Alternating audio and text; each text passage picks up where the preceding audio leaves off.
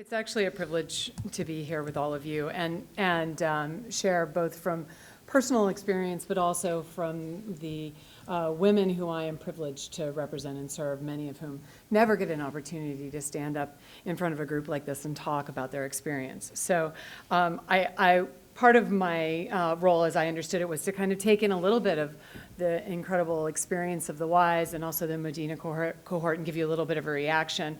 My summation is that in the general population, 60 is the new 40, and in the HIV population, 40 is the new 60. And so there is part of our challenge. I think for years now, as I was approaching 50, I started saying to everyone, 60 is the new 40, because I needed to believe that and wrap my head around it. But I think that it is a very real thing that for any woman, regardless of HIV status, that the process of aging is a mixed blessing.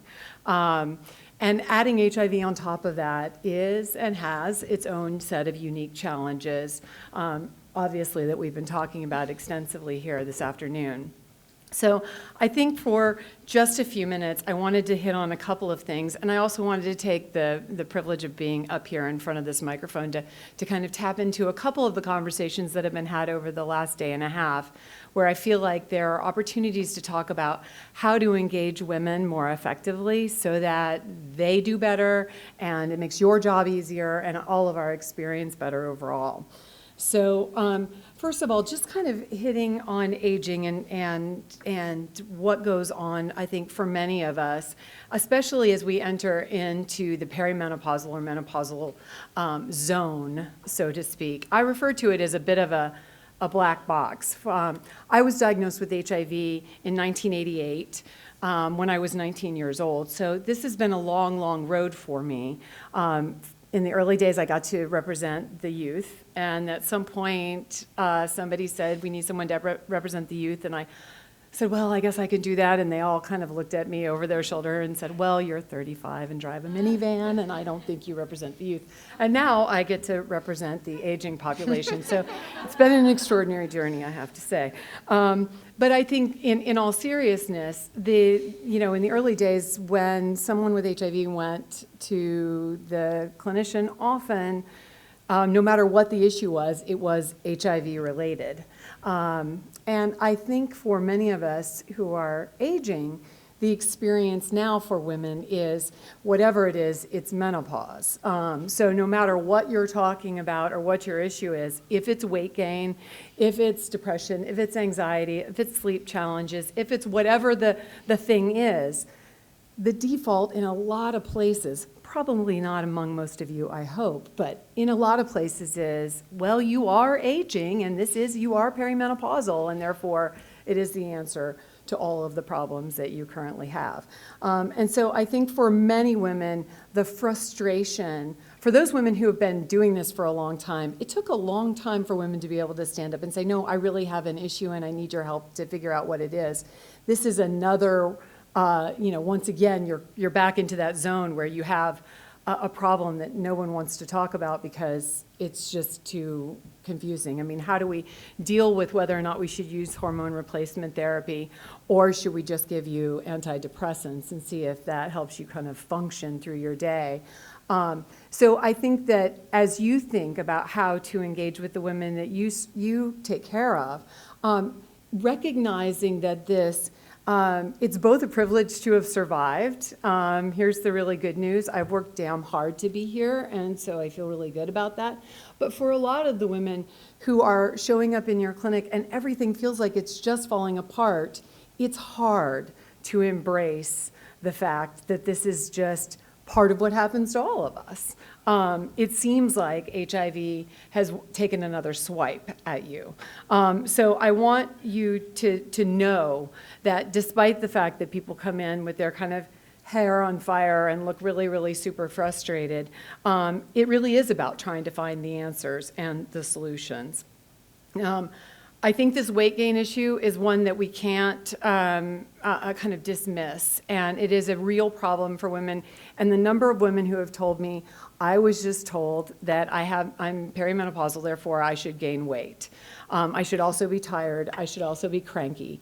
And so therefore, I just have to live with the fact that my viral load is undetectable and it's all good enough. Is not an acceptable response. It's not an acceptable answer.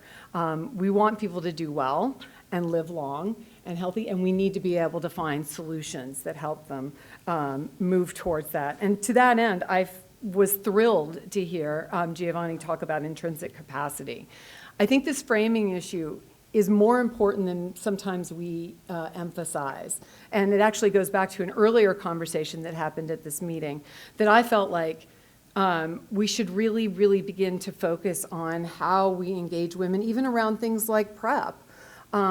When we start our conversations with questions that, despite the fact that they come from a really good place, sound like judgments. Do you do this? Have you done that? What, there's a whole bunch of judgment in that for the person who's getting those questions. Then we haven't framed the discussion in a way that makes women feel like they have the power to do something to protect themselves or to take care of themselves. So I think that the more we think about the ways to frame our conversations about healthcare and well-being differently, the more effective we're all going to be. And that starts long before we get to the aging conversation. That starts early in the PrEP discussion. Women have, for a very long time, been the problem. We are vectors. We are patients. We are at risk. It's a very negative sense of it's negative framing for us in every possible way. And so many of you who have heard me speak before have heard me say the whole intake process where people ask you about your risk factors, and the people who are sitting with me at lunch, I apologize because you've heard this before already. But it's a little like the IRS calling you and asking you if you cheat on your taxes.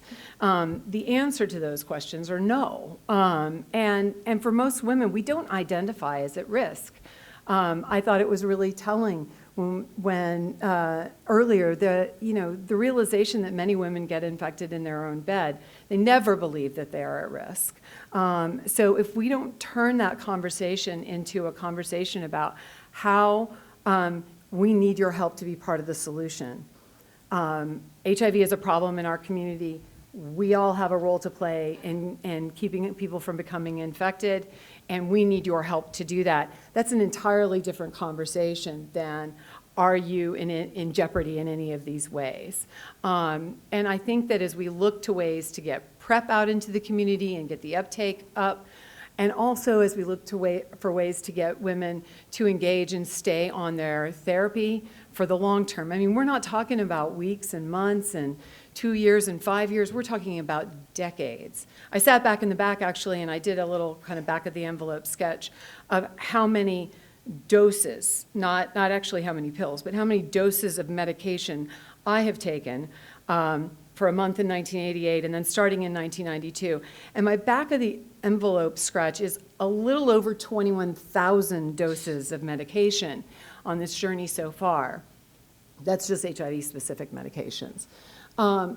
This is not a small thing that we're asking people to do for the long term. And if we don't kind of begin to engage women in a way that make them feel like they have a really important role to play, not just in their own self-care, but just kind of contributing to society and what we're doing to turn this epidemic around, I don't think we're going to get there. We're not going to get the PrEP uptake we want. We're not going to get people to stay on therapy. And we're not going to be able to begin to get people through the process of aging in a way that keeps them well. So I think that at this point, I don't know how much time I have because, oh, there it is. I would love actually to turn this to a conversation where you have an opportunity to ask questions and we can engage with one another because it's been a long couple days. But I'm going to stop there and turn it back over to you. Sure, I think that's great. And Dawn, thank you for putting the reality check.